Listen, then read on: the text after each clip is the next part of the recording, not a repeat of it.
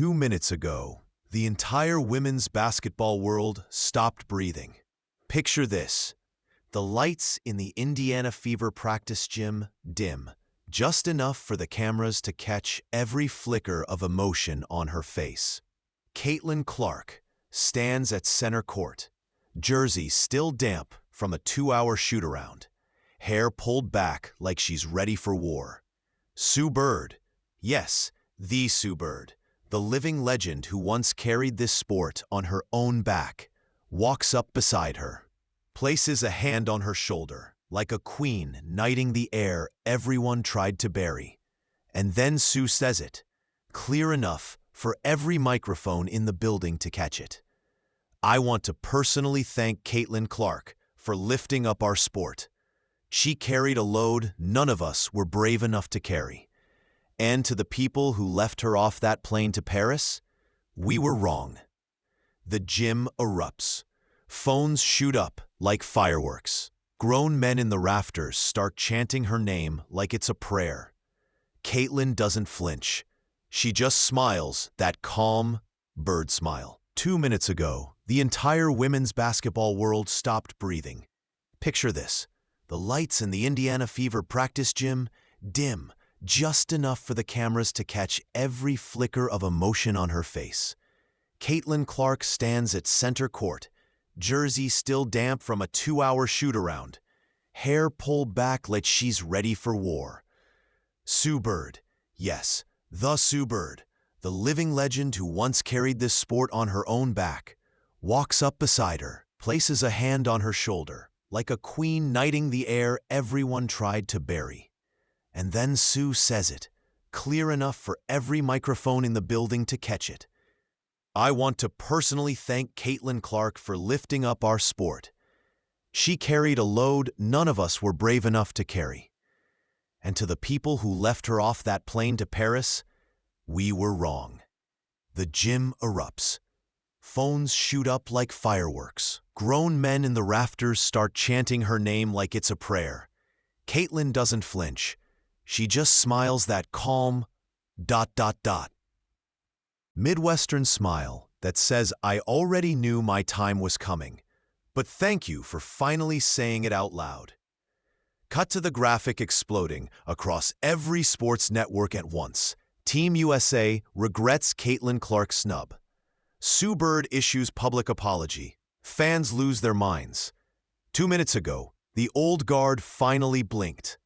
2 minutes ago, the gatekeepers who swore marketability isn't a criteria admitted they watched the Olympics from half-empty arenas and felt the silence where 20,000 screaming voices should have been. 2 minutes ago, the villainous committee that hid behind spreadsheets and versatility finally looked America in the eye and whispered the words we'd been screaming since June. We messed up. And standing in the middle of it all is the same 22-year-old they called not ready, the same rookie they said would upset the chemistry, now holding the entire future of women's basketball in her hands like it was always meant to be there. But how did we get here? How did the most electric player on the planet become public enemy number one to the very people who claim to protect this game? And what did it cost them? What did it cost all of us when they left her off that roster? Buckle up, because what happened next didn't just change the Olympics, it changed everything. You felt it the second the 2024 roster dropped, didn't you? A collective punch to the chest that traveled across every group chat, every barbershop, every kitchen table where a little girl in a number 22 jersey had been promised the world. June 8th, 2024, the headline hit like a fire alarm. Caitlin Clark left off Team USA Olympic roster. 12 names, not one of them hers. The committee didn't even have the courage to leak it gently. They just dropped the list and watched America burn. Because this wasn't just a snub. This was a declaration of war on every kid who ever shot on a milk crate hoop, dreaming of representing the red, white, and blue. This was the old guard drawing.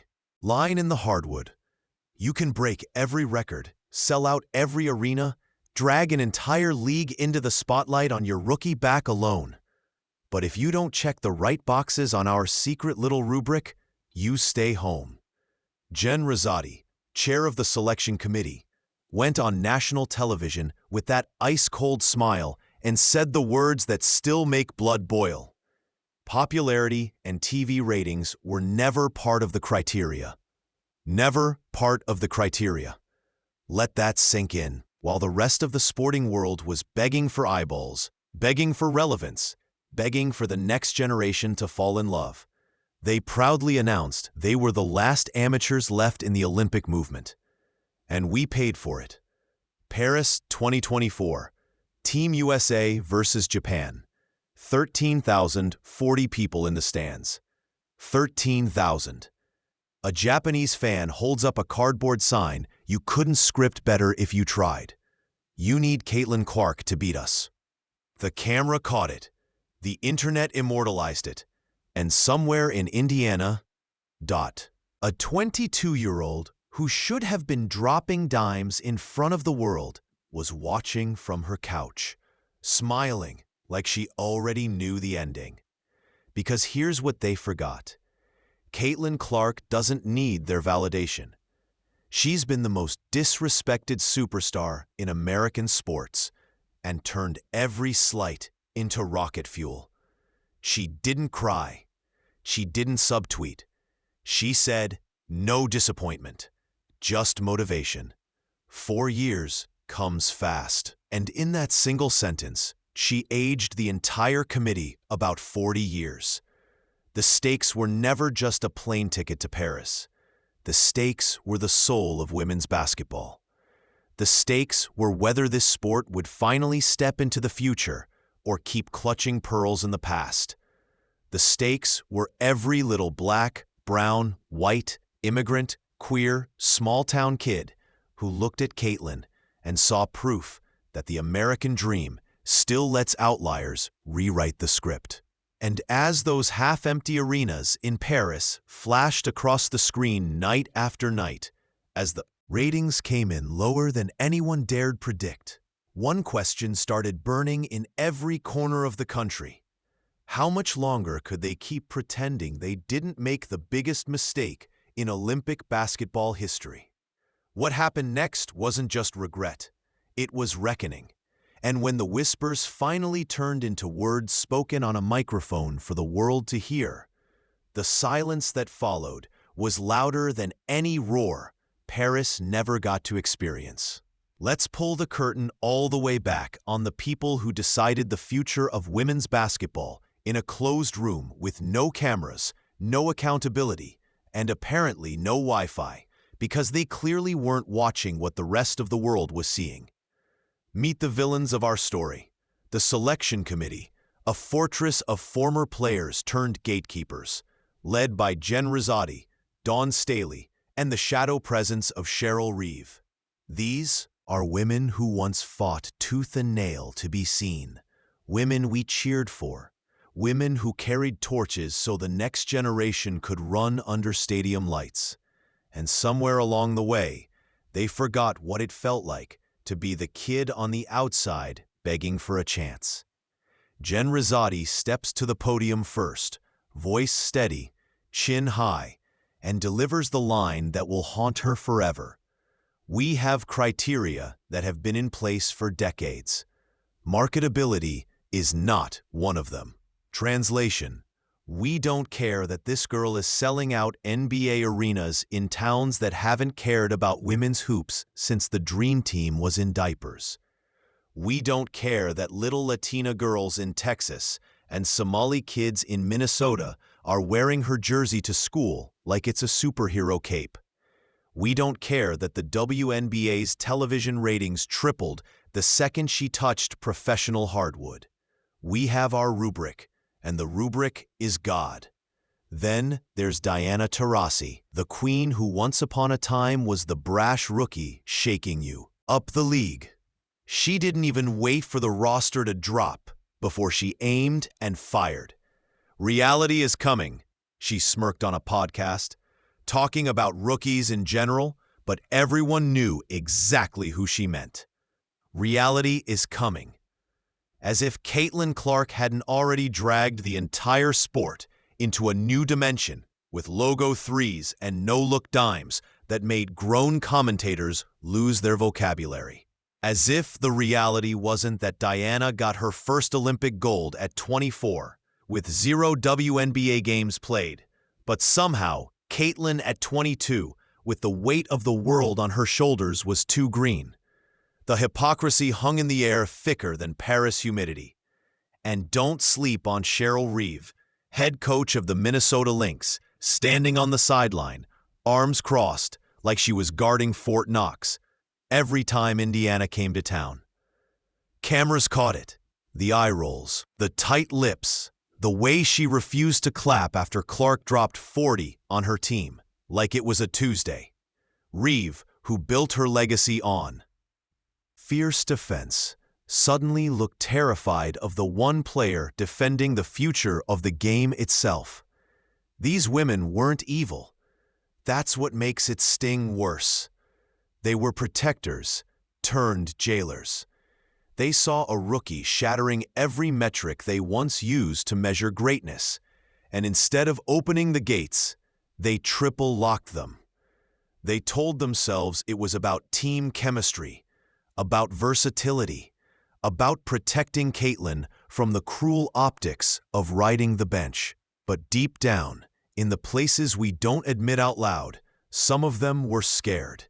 Scared that the spotlight she carried was so bright it might finally show the world how dim the old stage had become. They handed out roster spots like inheritance instead of earning them in real time. They preached next woman up, while quietly making sure the next woman stayed in line. And when the world screamed that this one right here, was different, they covered their ears and quoted the sacred criteria like it was scripture written on stone.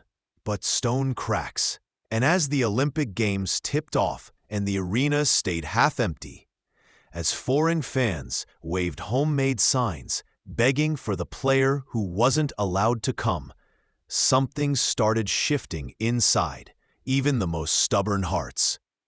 Because heroes aren't born in comfort zones. They're forged in the fire of unfair fights. And the greatest unfair fight in modern basketball had already created a hero the old guard never saw coming. One whose origin story was written in every slight, every eye roll, every reality is coming that got thrown her way.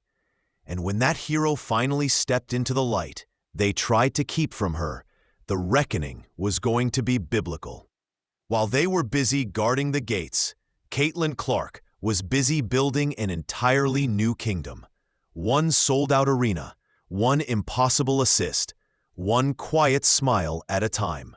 Start in West Des Moines, Iowa, a place most of America only knows from weather maps and corn memes.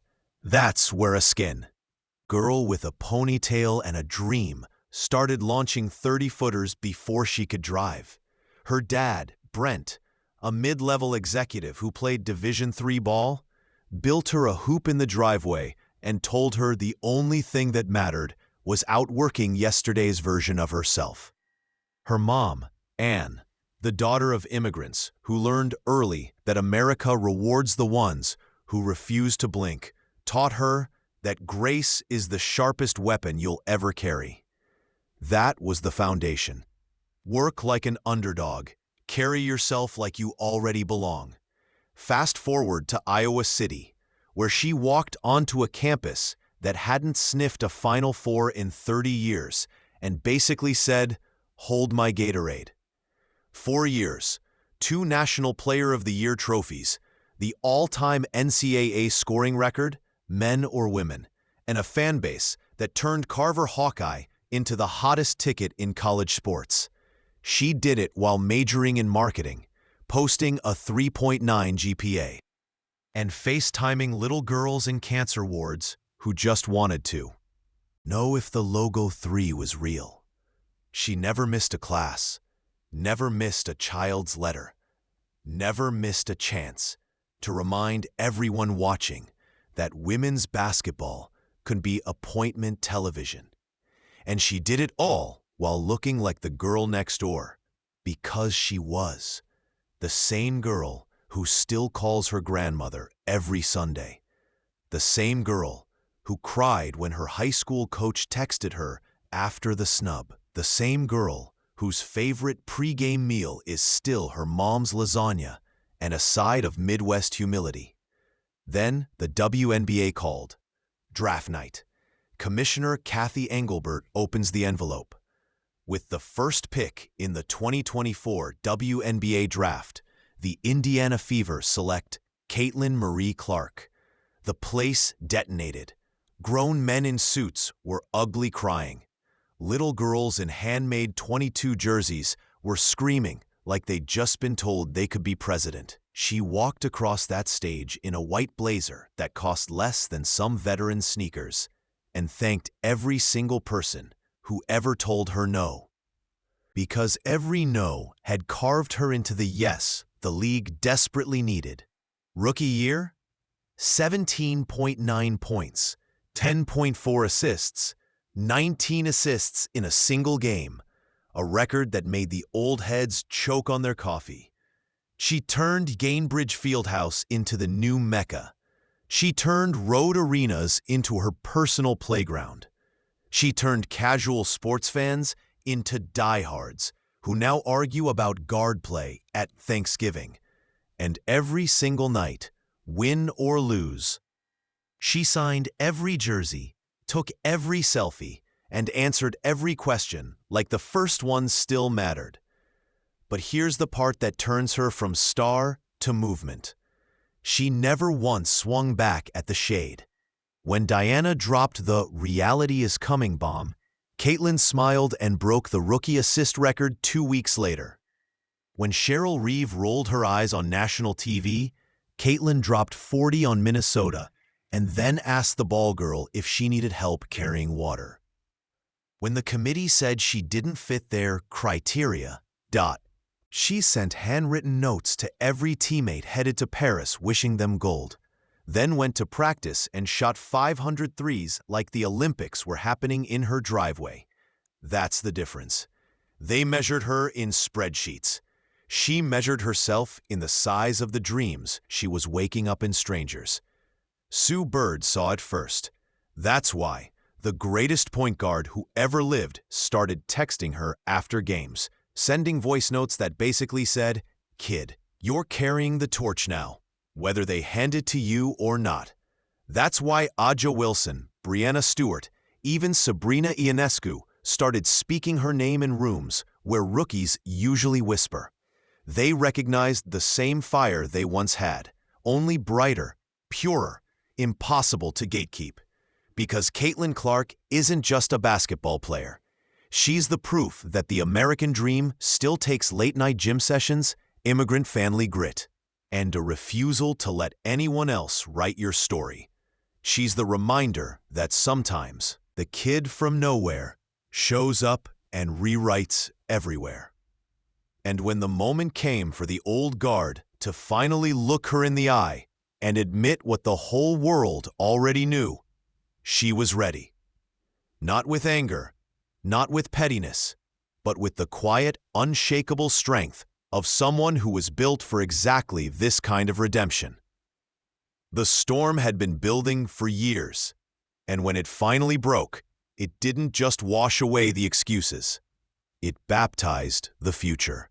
The second the Olympics tipped off, the universe started keeping score in ways the committee never imagined. Paris, opening weekend. Team USA versus Japan. The camera pans across acres of empty blue seats while the announcer tries to fill dead air with historic dominance.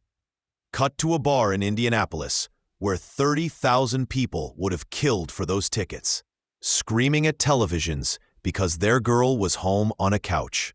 A Japanese kid unfurls the sign everyone screenshots. "You need Caitlin Clark to beat us." The internet detonates. The clip hits 100 million views before the fourth quarter ends. And somewhere, Jen Rizotti's phone starts burning a hole in her pocket. Back in the States, the takes come fast and furious. Christine Brennan, the godmother of women's sports journalism, pens a column so scorching it should come with a fire extinguisher. I've covered 40 years of Olympics, and this is the single worst selection decision I've ever seen.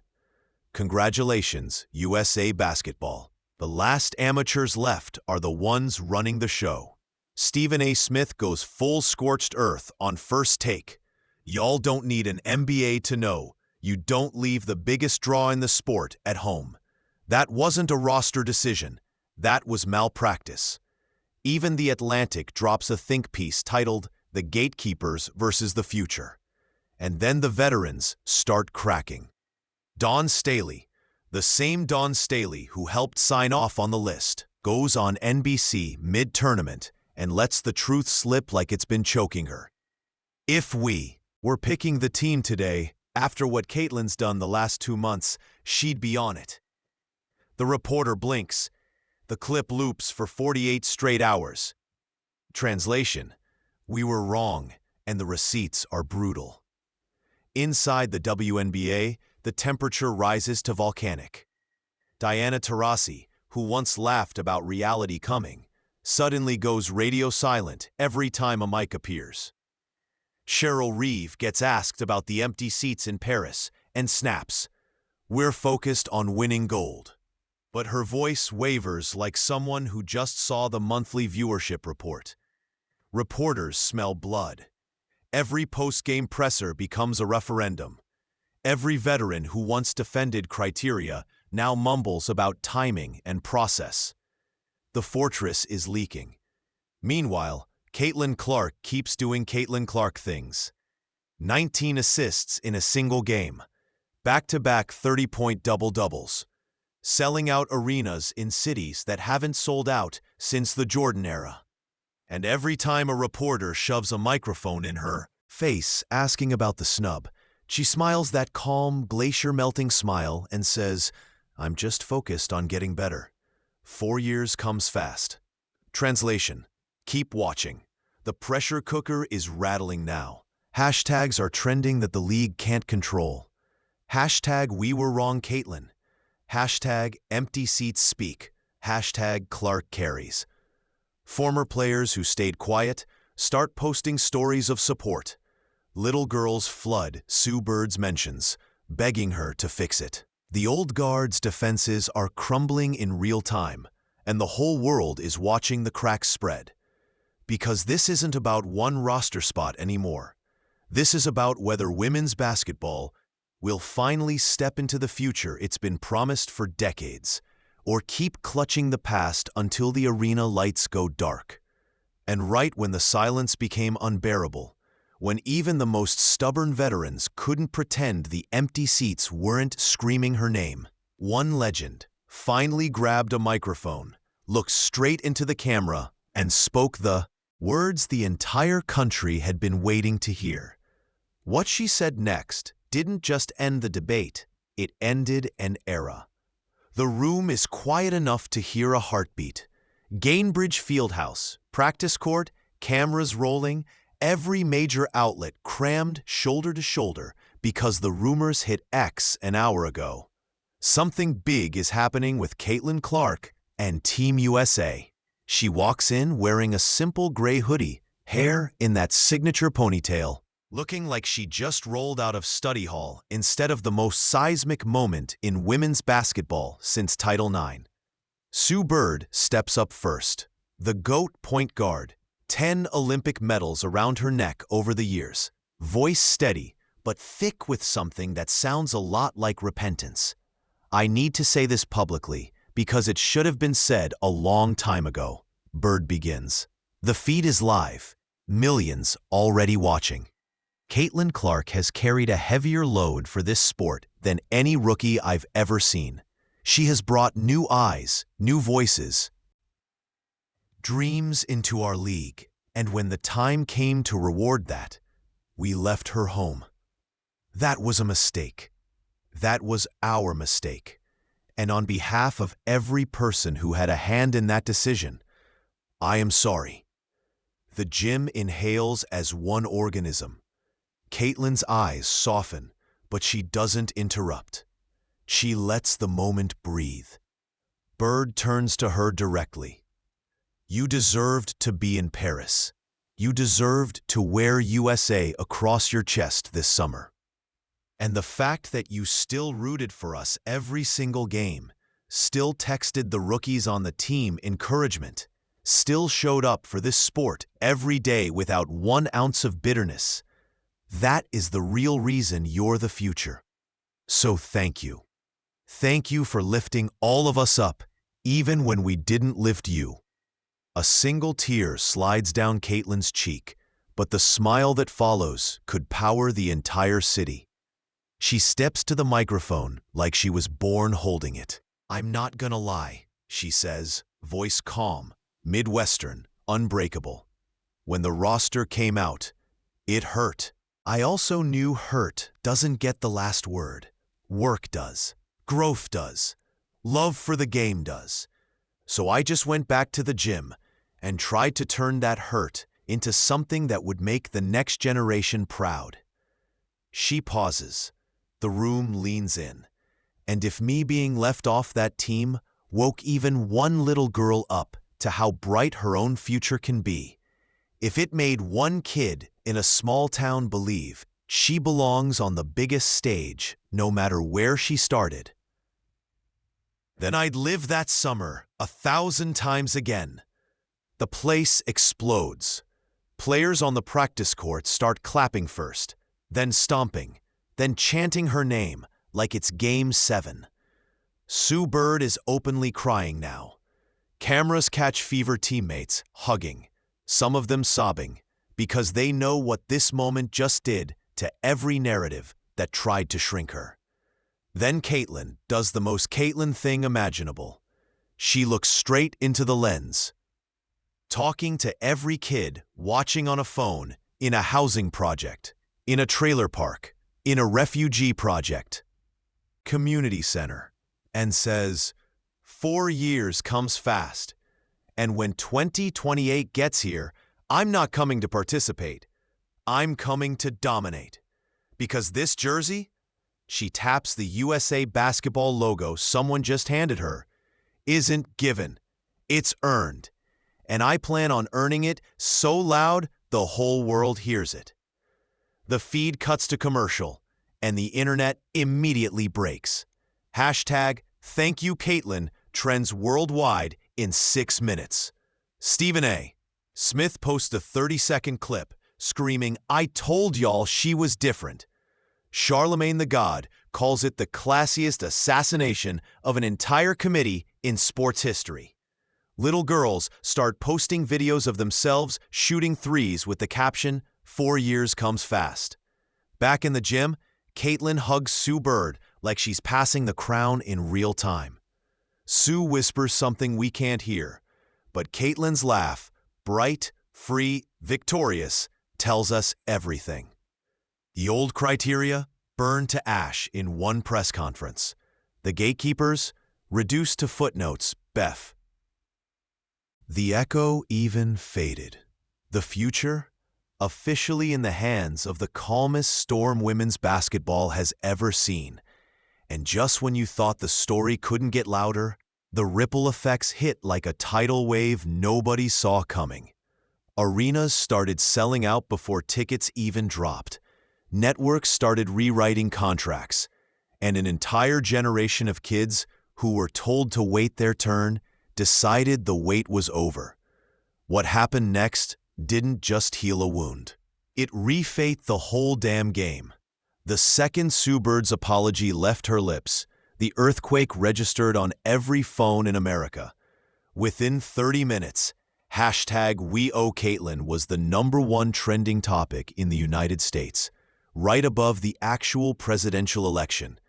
TikTok exploded with side-by-side videos, empty Paris arenas on one half of the screen, sold-out Fever games on the other, set to that viral sound of a glass shattering. Somebody stitched Dawn Staley's old criteria clip with her new "She'd be on the team today" cue, and captioned it, "Aging like milk in the sun." It hit 50 million views before dinner. Celebrities who usually stay in their lane started picking sides. Angel Reese posted a simple fist bump emoji under Caitlyn's press conference clip, and the internet crowned it the ultimate peace treaty. LeBron James quote-tweeted the apology with "Class is undefeated."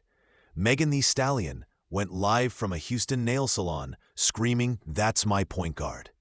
While the entire shop chanted 4 years comes fast, Serena Williams dropped a single Instagram story, a queen crown emoji over Caitlyn's face, and the words, "This is how legends answer."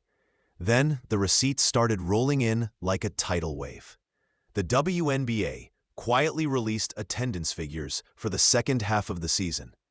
Every Fever Road game after the apology sold out in under 4 minutes. Television ratings for Indiana games spiked 42% overnight. A European streaming service that had never carried the WNBA before, called the League, begging for rights, specifically asking for the Clark package. Merchandise sites crashed twice trying to keep number 22 jerseys in stock. A 7-year-old girl in Chicago went viral for telling a local reporter, "My mom said the old ladies were scared of Caitlyn, but now they're not, so I'm going to be just like her and never be scared." The old guard tried to weather the storm and got swallowed. Diana Taurasi's podcast suddenly had scheduling conflicts. For 3 straight weeks, Cheryl Reeve got asked about the apology in a press conference and gave a 4-word answer that aged like spoiled yogurt: "We won the gold." Twitter turned it into a meme with a photoshopped empty arena and the caption, "Gold looks real shiny in an empty room, huh?" Dawn Staley, to her credit, posted a heartfelt video owning the mistake and promising the selection process would evolve with the game. The comments section turned into a healing circle. Thousands of women, especially Black and brown women, who grew up idolizing Staley, thanking her for showing that accountability is also queen behavior.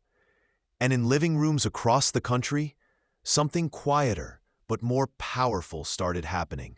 Dads who never watched women's basketball before were buying their daughters' Fever jerseys for Christmas.